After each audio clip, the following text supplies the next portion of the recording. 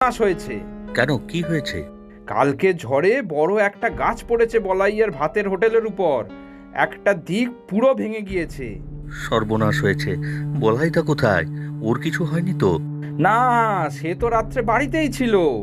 আজ সকালে হোটেলে পৌঁছে তো তার মাথায় হাত। আমাকে খবর পাঠালো আর তোমাকেও নিয়ে যেতে বলেছে। হ্যাঁ হ্যাঁ, চলো চলো। বলাই দাদা, এ কি কাণ্ড! দেখো বুধো, দেখো তোমার এত কষ্ট করে বানানো এই ভাতের হোটেলে কি অবস্থা দেখো। কি হবে বলো তো এবার? তাই তো দেখছি, একটা দিক তো পুরো ভেঙে গিয়েছে। এত বড় গাছটাও তো সরাতে হবে। সে যদি আমরা সবাই মিলে গাছটা কেটে ফেলি?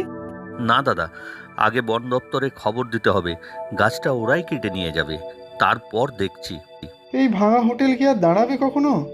আরে চিন্তা করো না বলাই দাদা, আমি তো আছি। এই কার্তিক দা আছে, গ্রামের অন্য সবাই